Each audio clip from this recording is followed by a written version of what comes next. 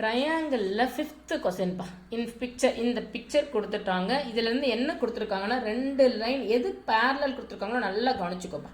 இந்த DE parallel OQ கொடுத்துருக்காங்கன்னா அந்த ட்ரையாங்கிளை மட்டும் தனியாக போட்டு பிபிடி போடணும். டிஎஃப் பேரலல் ஓஆர் கொடுத்துருக்காங்கன்னா அந்த ட்ரையாங்கிளை மட்டும் தனியாக போட்டு பிபிடி போடணும். 2 பிபிடியில் காமன் ரேஷியோ போட்டால் நமக்கு ஆன்சர் கிடைச்சிடும். எப்படி போடலான்னு பார்க்கலாம். இப்போது இந்த மாதிரி நம்ம பிக்சர் போட்டுக்கோங்க. ஃபஸ்ட்டு அவங்க என்ன கொடுத்துருக்காங்க, DE parallel OQ, DE parallel OQ கொடுத்துருக்காங்கன்னா இந்த ஓக்யூ ட்ரையாங்கிளுடைய ஒன் ஆஃப் த சைட், இந்த ஓக்யூ ட்ரையாங்கிளுடைய ஒன் ஆஃப் த சைட். அப்போ எந்த ட்ரையாங்கிள் எடுத்துக்கணும்னா பிஓக்யூன்ற ட்ரையாங்கிளை எடுத்துக்கணும். பிஓக்யூ ட்ரையாங்கிளில் டிஇ பேரலல் ஓக்யூ இப்படி தனியாக எடுத்து போட்டுக்கலாம். அப்போ தான் உங்களுக்கு பார்க்குறதுக்கு போடுறதுக்கு ஈஸியாக இருக்கும். இப்படி போட்டுட்டோன்னா என்ன உனக்கு ரேஷியோ கிடைக்கும்னு பார்த்தா பிபிடி படி PT by DO is equal to PE by EQ, PT by DO is equal to PE by EQ. இதுக்கு பேர் தான் பிபிடி. இந்த டிஇ ஓக்யூக்கு பேரலாக இருந்தால் இந்த ரேஷியோக்கு ஈக்குவலாக இருக்கும். ஓகேவா.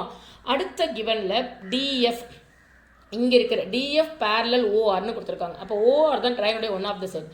அப்போ இன்னொரு எழுத்து என்னவாக இருக்கும், பிஆர் இருக்கும். அப்போ பிஓஆர்ன்ற ட்ரையாங்கிள் தனியாக எடுத்து போட்டுக்கலாம். இந்த ட்ரையாங்கிளை மட்டும் இப்படி தனியாக எடுத்து போட்டுக்கிட்டேன். பிஓஆர்ன்ற ட்ரையாங்கிளில் டிஎஃப் பேரலல் ஓஆராக இருந்தால் அதே PD by DO is equal to PF by எஃப்ஆராக இருக்கும். ஓகேவாப்பா. இப்போ 2 பிபிடி எழுதியாச்சு. 2 பிபிடியில் இந்த பிடி பை டிஓ ரெண்டுமே காமன் ரேஷியோ இருக்குது. இந்த 2 ஃப்ரம் 1 and 2ன்னு எழுதி இந்த காமன் ரேஷியோவை விட்டுட்டு மீதி 2த்தையும் எழுதலாம். ஏன்னா things which are equal to same things are equal to one another. எல்ஹெச்எஸ்க்கு எல்ஹெச்எஸ் ஈக்குவல்னா ஆர்ஹெச்எஸ்க்கு ஆர்ஹெச்எஸ் ஈக்குவலாக இருக்கும். சரியாப்பா. இப்போது இது 2த்தையும் விட்டு மீதி என்ன எழுதுறோம், PE by EQ is equal to PF by எஃப்ஆர்னு எழுதிட்டோம். இப்போது திரும்பியும் அதே ட்ரையாங்கிளில் என்ன கேட்டிருக்காங்க, கடைசியாக என்ன கேட்டிருக்காங்கன்னா பிஎஃப் பேரலல் கியூஆர்னு ப்ரூவ் பண்ண சொல்லியிருக்காங்க. இதை தனியாக திருப்பி போட்டுக்கலாம். இந்த மாதிரி திருப்பி போட்டுக்கிட்டோம். அவங்க என்ன கேட்டிருக்காங்களோ அதை மட்டும் தனியாக போட்டுக்கிறோம்ப்பா. இஎஃப் பேரலல் கியூஆர்னு எப்படி போடுவோம் அப்படின்னு பார்த்தோன்னா, இப்போ இதை 2த்தையும் சேர்த்து நம்ம ஒன்று எழுதணும்லம்மா, PE by EQ is equal to PF by FR. இப்போ இந்த ட்ரையாங்கிளில் பிஇ பை இக்யூவும் பிஎஃப் பை எஃப்ஆர் ஈக்குவலாக இருந்துச்சுன்னா பிபிடி கான்வர்ஸ் படி ரேஷியோ ஈக்குவலாக இருந்தால் இந்த இஎஃப் கியூஆருக்கு பேரலல். அவ்வளோதான்ப்பா, இதுவும் முடிஞ்சுது. ஓகேவா. என்ன பண்ணுவோம், தனித்தனியாக எடுத்து போடுங்க. அப்போ தான் உங்களுக்கு ஈஸியாக புரியும்.